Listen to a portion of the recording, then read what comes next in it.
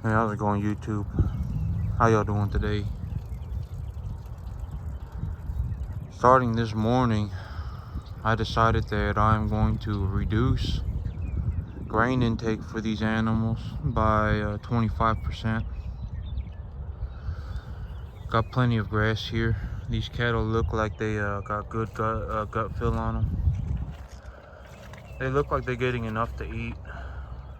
So I am reducing the grain intake. They got zero grain this morning, so they're all a little upset. They're waiting around, looking at me to get some grain. So they're gonna have to turn around here to go get some grass because they're asking for grain. It's okay, fella. Yep, they're gonna have to turn around, go chew on grass. Well, okay, so grain.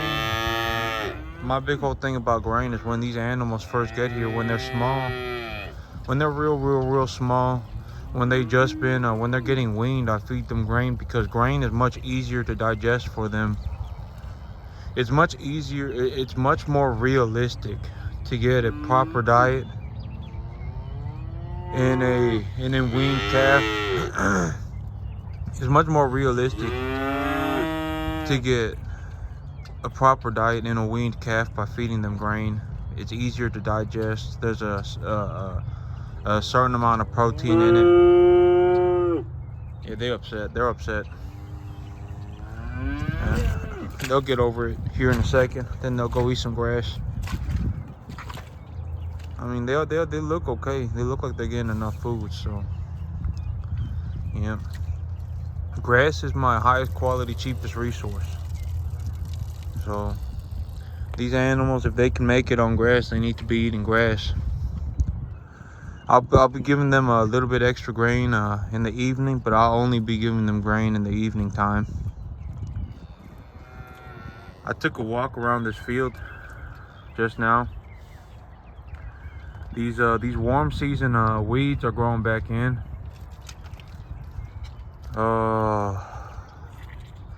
Yep. Well, I'll have to see. I highly doubt I'll get a cutting of silage on it. It's perfectly fine though. I'm going to be reducing their grain intake. So right now, the big idea of grain is I feed them I feed them about 3.5 pounds of grain a day each. So with that 3.5 pounds of grain, feeding these animals 3.5 pounds of grain each a day costs me about $750 a month. So if I reduce that by 25%, these animals are going to be here on average for at least another 1.5 months. So money that I save on grain is what I'll be will pay for that fertilizer that I just put on this field. Fertilizer I put on this field costs just under $250. So if I reduce their grain intake by 25% for as long as they're here, that'll make my money back. I think that these animals will do just fine in terms of conditioning. They'll be just fine. They're gonna, if they start losing weight or if they start looking skinny, I'll start feeding them grain. Big idea of grain though is I would feed them enough grain to put about 1/3 of a pound on them a day. When they're this size, when they're 400 pounds, it would put about 1/3 of a pound a day on them, maybe something around that. And so putting 1/3 of a pound on 28 animals,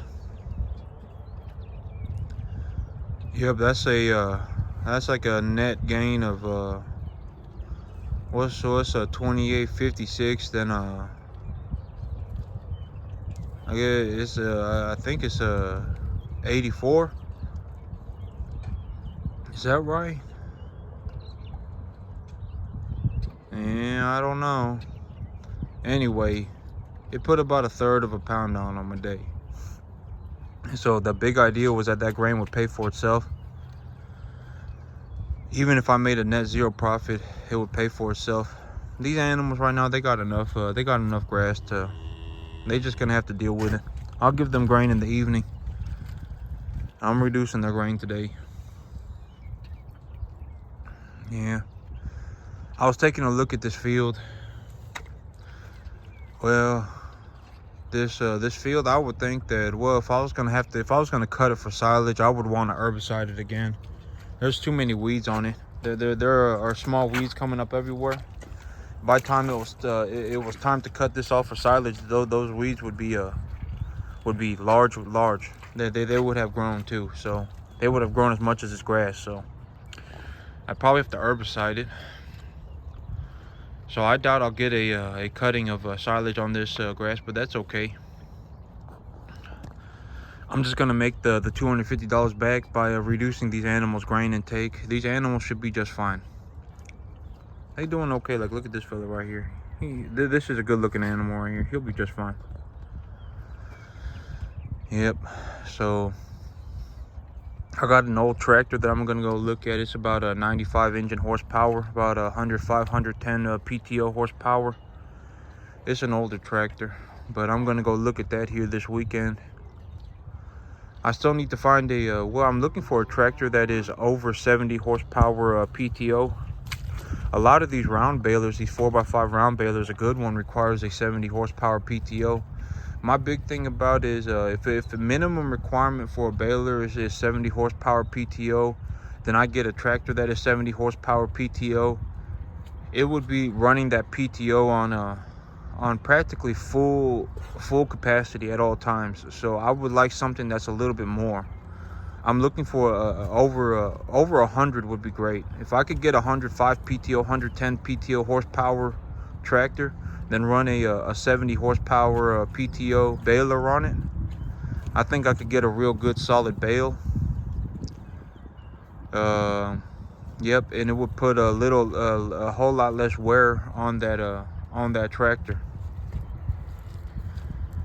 Yep, 100 horsepower tractor, a good one that's older, a good one that's 40 years old, 35 years old, that's gonna cost me almost $11,000.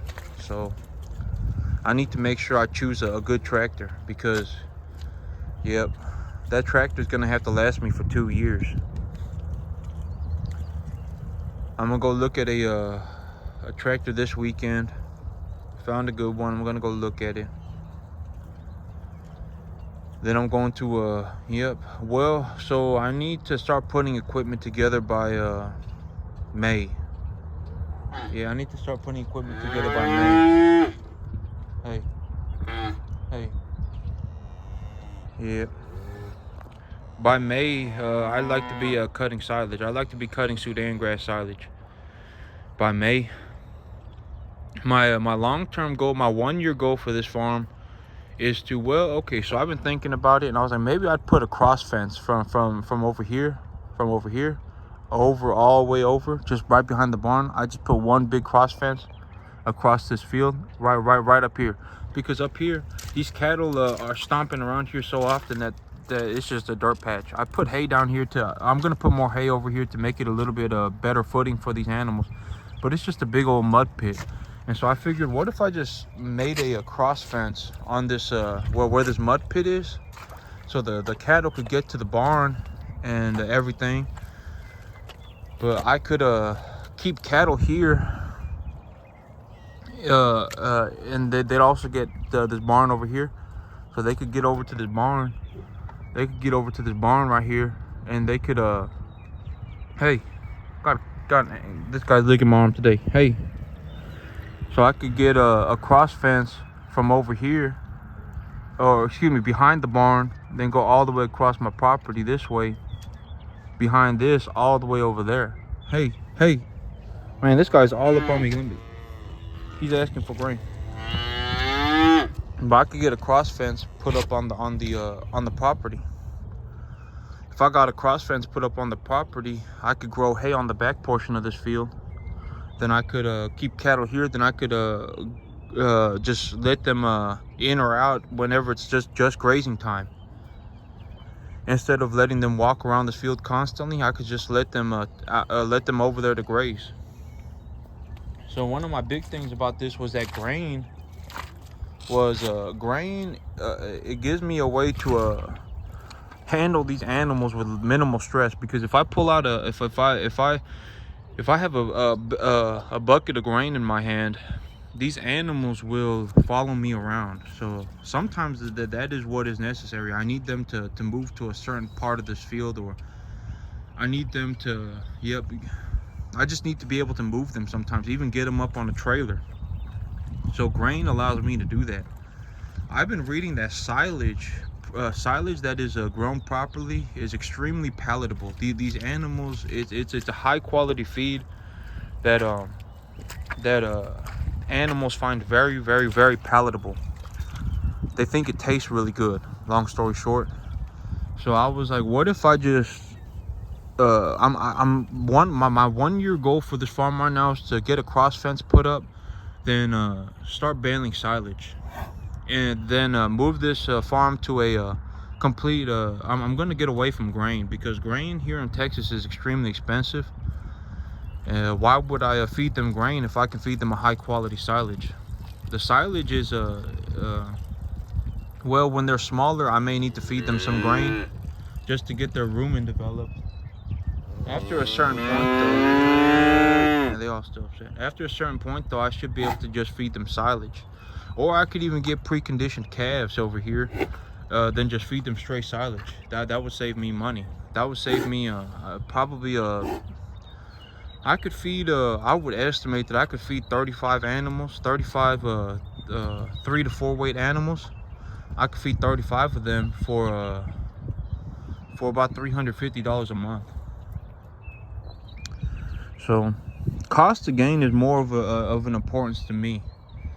Cost of gain, the quality of the animal, those things are more important to me than the price that I pay for a lightweight animal.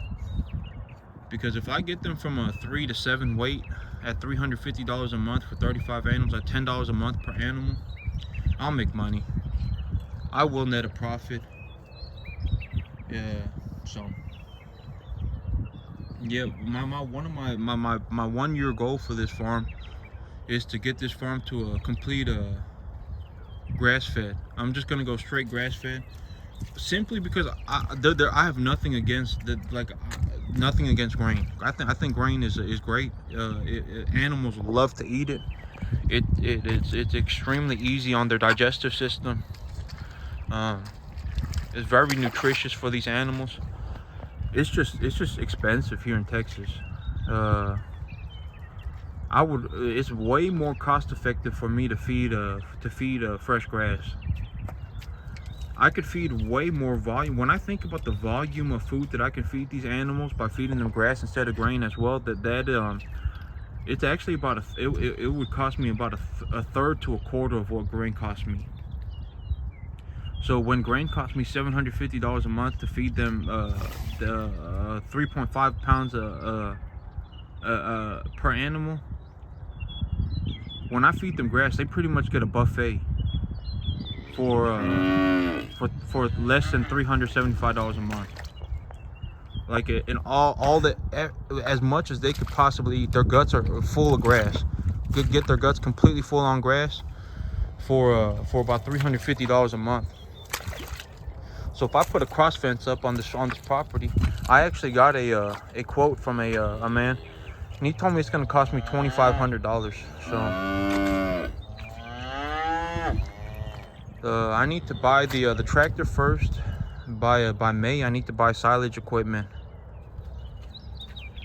Oh, excuse me. By late April, I need to buy silage equipment so that in May I can harvest silage. Then once I have the silage equipment, once I have the tractor, I'll sell some hay. Then I'll put the cross fence up. Once I have the cross fence up, I can bring in some more lightweight cattle. These animals will all be at market. Will have all gone to market, and I can bring in more lightweight cattle. That's my one of my, I guess that's a 3-month goal. But my 1 year goal is to have these. Well, I guess 1 year is too long of a time frame. My 6-month goal is to be 100% grass fed here. grass-fed cattle, simply just because grass is the most cost-effective livestock feed here in Texas for me. Like, buying corn is too expensive. If I just put in some elbow grease, if I just got to it, I can grow 10 acres of grass. I can grow a buffet for these animals for about $350 a month, year round. I could grow except for a few, maybe 1 month where the grass dies from frost, from winter. Even that, I was talking to a man over at the co-op who was he was running that place when I got there, and I asked him about my neighbors. They or not my neighbors, but one town over at the big silage farms. When my grass died, their grass looked like it was still going well. He told me that they probably had a winter wheat planted, because winter wheat is supposed to be more frost hardy than this annual ryegrass. So that's good to know. This winter, I'm gonna plant maybe I'll plant half of this field in winter wheat instead of ryegrass. Then I'll see what happens if I can keep grass. So one of the big downsides, so there are a lot of good things about ryegrass. So the cattle put a lot of weight. On it. It grows quickly. It it grows well in this soil. But one of the cons about ryegrass is that when it dies, if it dies from frost, or if it dies from heat or anything, if it dies back, there's zero stockpiling. So what I mean by stockpiling is that when this grass dies, it's just gone. Like it pretty much just rots away. So stockpiling is just something that it's a hard concept for me to define here. Stockpiling is just practically just leftover grass. I mean, if it dies, it'll still just kind of be there. Fescue is real good for it. I have yet to ever try growing fescue. Would it grow here? Who knows? But yeah, I'd like to find something that can either stockpile better, or it can survive the winter even when it gets real cold. Because this grass, it may have grown back, but it's still maybe a third of what it was before it died. And if it had stockpiled, I would have this grass, or if it had survived, this grass would be way bigger than it is right now. There would be a lot more grass on this field than it is right now. So yeah, this winter I'm gonna plant winter wheat instead of planting ryegrass. See how that goes. Maybe just half of this farm or so. Man, this guy is just all over me today. He's also kind of a halfway skittish one too, but he really likes me. This is a big old fella too. Maybe I'd say 450 pounds. Yep. Got a lot going on. So far so good. Everything looks like it's going okay. Once I get enough money, I'm gonna sell some hay. Then when I get that $2,000, I'm gonna put a cross fence up here.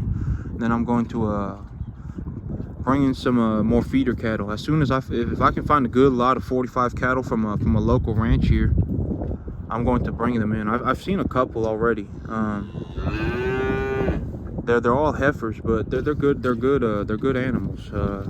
Pure Angus or Brangus. A lot of Brangus around here too. So one farm was offering Brangus, one farm was offering pure Angus. All heifers. 45 animal lots. If I just picked up one lot, I could fill up this whole thing. Then I could just feed them straight silage. Then instead of teaching them to follow grain around, I could just teach them to follow silage bales around. So if I need them over here, I could just drop a silage bale over here instead of having to walk over here to feed them grain. And then I'm gonna go straight grass fed. All right, that's it for me today, YouTube. Y'all have a good one.